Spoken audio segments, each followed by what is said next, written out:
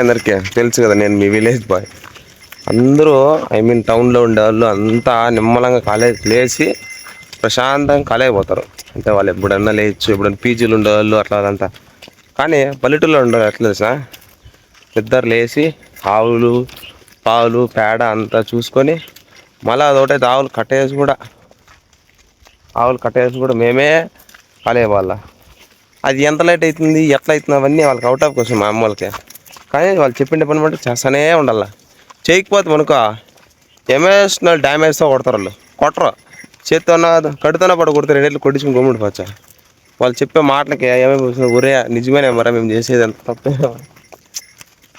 కొడతానే ఉంటుంది. తోక్త భయమే లేకుండా పోతాయి వీటికి కూడా. మనం అంటే వాల్యూ లేదు వీటికి కూడా. తోక్తాను అంటిస్తాయి. హాయ్ సపోర్ట్ చేయండి తల్లి. ఈ సంవత్సరం నా అకౌంట్ మానిటైజ్ అయిపోవాలి తల్లి, నువ్వే చూసుకోవాలంతా. మనకి మా ఊర్లో ఫ్యాన్స్ ఎక్కువ అనమాట. ఆయన చూసి విలేజ్ బాయ్ అంటాడు. అందరూ చాలా మంది చూసారు అంత విలేజ్ బాయ్ అని అంటారు. మనకి పేరు అనమాట, మా పేరు మార్చేసినారు విలేజ్ బాయ్. ఇప్పుడు ఎవరైనా చూస్తే విలేజ్ బాయ్ అంటారు. మా దేవుని ముక్కున్న స్వామి ఈ సంవత్సరం నా అకౌంట్ మానిటైజ్ అయిపోవాలా అని. మీరు అనుకుంటే అదే పెద్ద విషయం కాదు, మీరు అనుకోవాలి, అనుకోండి. చేను కాడ ఆవులు కట్టేసి రావడంతో మనం ఇంటికి కూడా రావడం జరిగింది. ఇంతలో మా అమ్మగారు ఇంటిని శుభ్రం చేయడం కూడా ఆగింది. ఈయన మన బైక్ గారు ఆయన పొజిషన్లో ఉన్నారు. మా మాతాజీ గారు క్యారీ కూడా కట్టుకున్నారు చేను కాడ వాళ్ళని. ఏం చేస్తున్నా మాతాజీ?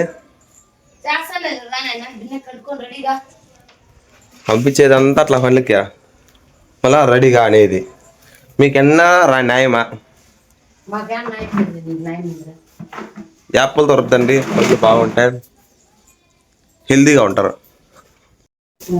యాప్లతో రుద్దిన తర్వాత బ్రష్తో రుద్దితే ఇంకా కొంచెం లైట్గా వస్తాయి, అంత క్లీన్గా ఉంటుంది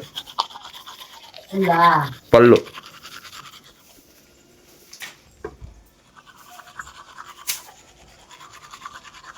మమ్మీ చెప్పా,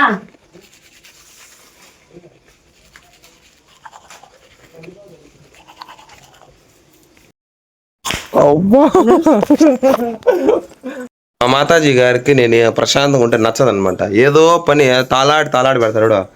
దాంట్లో నెంబర్ 1 తింటే అని చూడు. కాలేజ్ టైం అవుతుంది అంటే ఇప్పుడు పాలు పోయించేది పని. నేను ఎట్లా మేము వద్దులే ఇదే